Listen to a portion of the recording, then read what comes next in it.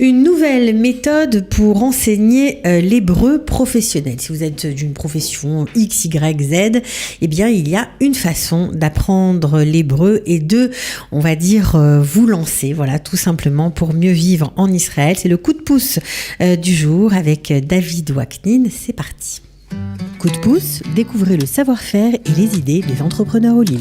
David Waknin, bonjour. Bonjour. Bienvenue, il faut parler bien près du micro. Voilà. Bonjour. Mieux comme ça. Bienvenue. Alors, vous êtes en Israël, en tout cas, vous êtes revenu en Israël depuis 5 ans. Tout à fait. Vous avez connu le pays il y a fort longtemps. Vous êtes monté directement du Maroc il y a combien d'années ? Je suis monté du Maroc en 1968. Ok. Et donc il y a 50 ans. Tout à fait. Ok. Et en 1975, je suis reparti en France. Vous êtes parti en France pour le coup. Parti en France, oui, pour des études. Pour vos études, et puis vous êtes resté, voilà. Oui. Alors, ce qui fait qu'on parle d'hébreu aujourd'hui, c'est que lorsque vous étiez étudiant, vous avez coordonné, on va dire, en région parisienne, différents ulpanim. Tout à fait. J'étais responsable de 5 à 6 ulpanim dans la région parisienne, où j'ai enseigné pendant plus de 5 ans, dans une dizaine de classes simultanément chaque année. L'hébreu moderne. L'hébreu moderne. Voilà, et ça vous, on va dire... Ça m'a donné goût à vouloir continuer. Toucher à cette activité aujourd'hui. Ok, alors vous êtes dans la vie prothésiste dentaire, presque à la retraite, vous travaillez encore un peu avec la France, et vous avez décidé, vu la conjoncture, parce que ça vous préoccupe de voir ce qui se passe en France à l'heure actuelle. Voilà, la carte maîtresse pour réussir son intégration en Israël, c'est la langue. Et pour la plupart de nos amis qui voudraient faire cette démarche pour arriver en Israël, ils sont très inquiétés ils ont l'impression que c'est pas possible. Du fait que voilà, il y a pas de communication, il y a pas de langue, il y a pas de communication, donc Alors, vous parlez surtout des gens qui ont une profession et qui communiquent bien sûr avec la langue. Alors, je parle des dentistes, des médecins, des avocats, et pour eux, ça paraît compliqué. Je parle de tranches de personnes dont le fait de vouloir venir en Israël, c'est pas l'envie qui manque.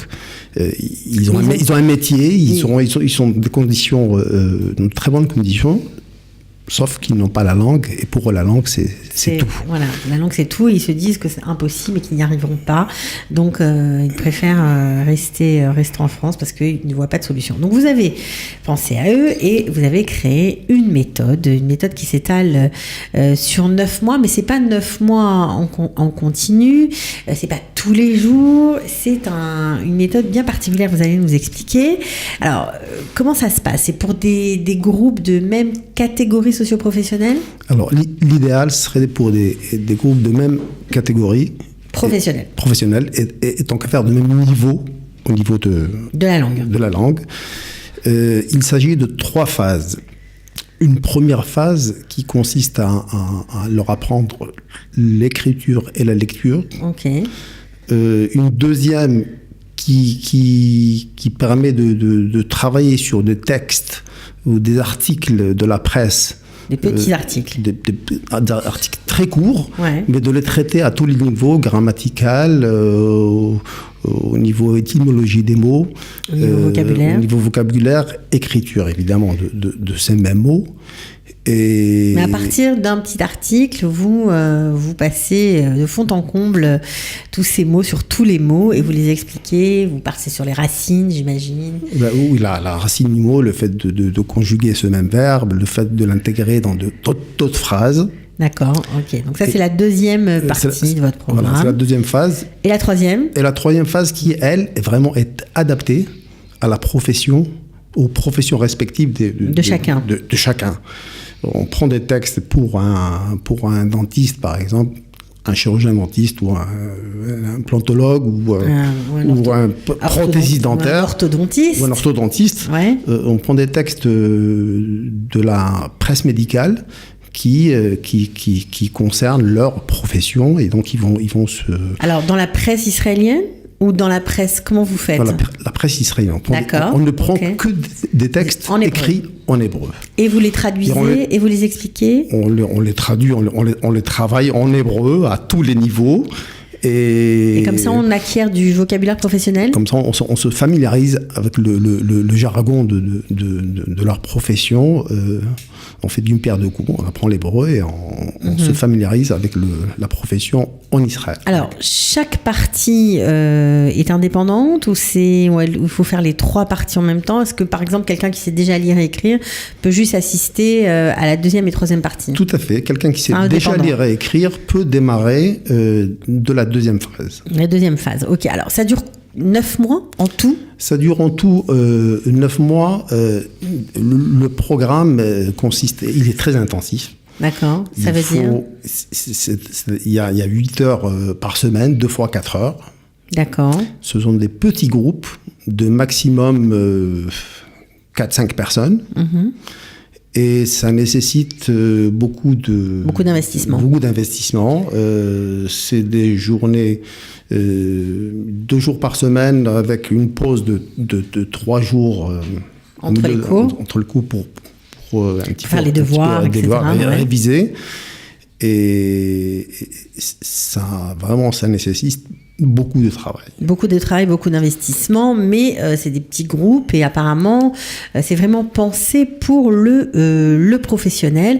Alors, ça, c'est pour des gens qui sont déjà arrivés en Israël et qui n'arrivent pas trop à imaginer comment faire, qui rament un peu et qui ont besoin vraiment qu'on les écoute et qu'on les prenne en main par petits groupes. Mais si on est en France, par exemple, et que on a l'angoisse un peu de monter à cause de la langue, est-ce qu'on peut démarrer ces cours-là en France, puisqu'on est encore en plein travail, donc on est moins stressé et en même temps on peut commencer à apprendre la langue. Ça marche comme ça aussi? Tout à fait. Possible? Il se trouve que je me déplace régulièrement en France, une fois tous les 2 mois et demi, 3 mois pour 2 semaines. Et je compte organiser du moins la première phase. Donc écriture, lecture et quelques un vocabulaire, oui, bien sûr, basique. Les faire directement quand je suis en France avec des groupes qu'on peut organiser sur place et grâce à éventuellement votre concours. Donc ça veut dire que si vous nous regardez, vous êtes en France, vous avez envie justement d'apprendre l'hébreu de votre profession, vous pouvez contacter David Waknin. Il y a même un téléphone numéro français 01 77 47 72 51 pour entamer la première phase de cette méthode, on va dire, et commencer à apprendre l'hébreu dès la France. Tout à fait. Voilà. Donc, ce sera vous qui... Je leur donnerai mon programme en fonction de mes déplacements. D'accord. Je me déplace aussi bien dans le sud qu'à Paris. Je suis le soir totalement disponible pour... répondre à leurs questions aussi. Voilà, et pour faire suivre un programme d'une 20aine d'heures à peu près. Ok, alors là, pour le coup, ça n'a pas vraiment encore démarré. Vous l'avez fait par mini-groupe, quoi. Voilà, je l'ai fait à une échelle de mini-groupe par personne. Ouais. Et j'ai vu que ça marchait. Ça rassurait les gens qui aimeraient bien faire leur alia et que ça leur réglait ce problème majeur qui est la langue. D'accord. Alors, comment on fait pour vous contacter, à part le téléphone que j'ai donné? Est-ce que vous avez une page Facebook? Alors, sur Facebook, David Waknin. Ok. Sur mon mail, davidwaknin27@gmail.com. Ok. Mon téléphone en Israël, 058 75 46 021. Donc là, on peut aussi vous appeler ici pour voir.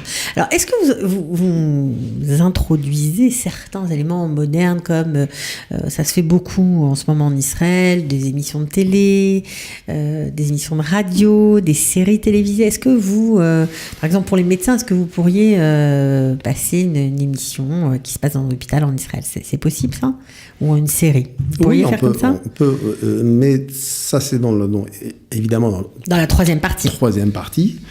on peut tout à fait voir une émission ensemble et en discuter, en débattre. Ok. Et est-ce que justement dans cette troisième partie, on peut peut-être écrire un article, un pseudo-article, si ces professionnels, dentistes, médecins ont envie, par exemple, sur un sujet, de s'essayer d'écrire ensemble avec vous un article professionnel. C'est possible ? C'est tout à fait possible, mais on peut tout de suite prendre un texte déjà existant, un article de la vie en Israël, de la profession, et le traiter ensemble.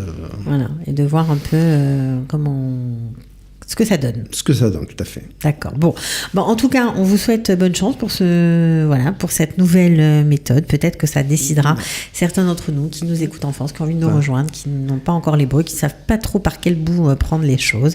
Voilà, vous pouvez contacter David Wakin. Merci beaucoup d'être venu jusqu'à nous. Merci à vous. Merci à vous de m'avoir reçu. De rien. Ciao, merci ciao. Beaucoup. Bye. Au revoir. Coup de pouce, découvrez le savoir-faire et les idées des entrepreneurs au Lim.